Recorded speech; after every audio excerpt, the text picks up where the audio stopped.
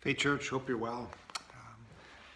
I have a very clear memory of the first time that I ever saw a dead body. Um, I was a kid, and we had a neighbor named Mrs. Bargehorn, lived right next door to us. She was an older lady. Her husband had passed away some years before, and I didn't know her terribly well, but well enough. She was kind to us as kids. Would invite us in. Always had good trick or treat candy when we went to her house, and friendly enough. And she passed away, and I must have been maybe 10 or 11 years old, and we as a family went to her funeral service, and they had an open casket, and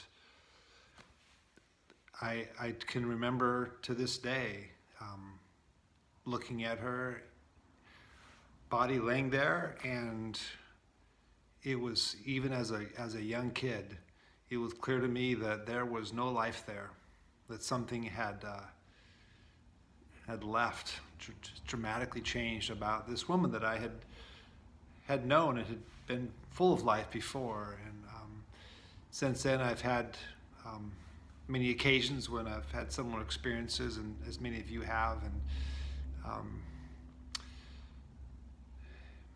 there's mystery around this, but there's also, what's not mysterious to me is that when someone passes away, that the life has left them, that there is a shell in a way that's left behind, that we honor appropriately so, but the person is gone. This Sunday we're gonna look at one of the most amazing stories, not just in the New Testament, but the entire Bible.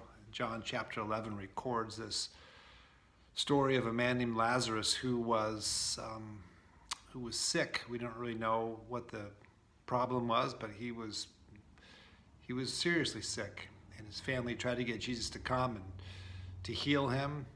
They knew that he could. They'd seen him do it before, and Jesus decides not to come.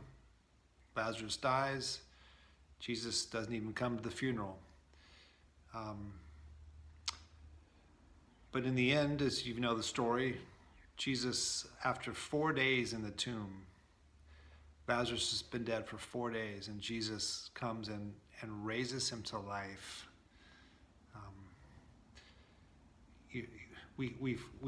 Many of us have heard this story so many times, perhaps we've become numb to the impact of what this is like. If somebody had walked into that funeral chapel that day and went to the casket and raised Miss Bargehorn back to life, I never would have been the same. I mean, I wouldn't have believed it. I don't know what the response would have been, but this is essentially what happens in this story, and it's as I hope to show you Sunday and us to see Sunday, that this story of Jesus raising Lazarus isn't really so much about Lazarus as it is about us, and as it is ultimately about Christ. And another a different kind of empty tomb that happened not long after this story. So pray with me that we will come Sunday and engage in this story with some ears to hear, some fresh perspective of what God's trying to say to us now. I would really encourage you to take some time before Sunday and read through John chapter 11. It's a long story. We won't have time to read the whole thing on Sunday, but read through it and begin to think about and put yourself in this scene and what this must have been like for Lazarus, his sisters, the crowds, for Jesus himself. And it's a radical thing to consider what Jesus did. There's a line in this story that we'll think about Sunday where Jesus says, I'm the resurrection and the life. Whoever believes in me, even though that person dies, shall live again. Those who believe shall never die, he says. We rush past it, but what does he mean? That if we believe in Jesus, we will never die? Again, pray with me. Let's come expectant, but open to God's agenda and teaching on Sunday.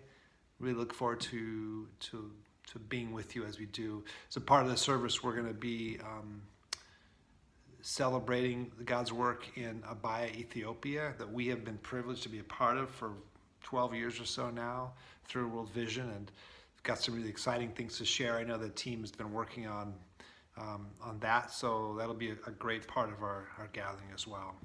Wherever you are today, I pray that you would truly sense the love of God your Father, the grace and peace of Christ his Son, and the fellowship, the presence of the Spirit. Peace.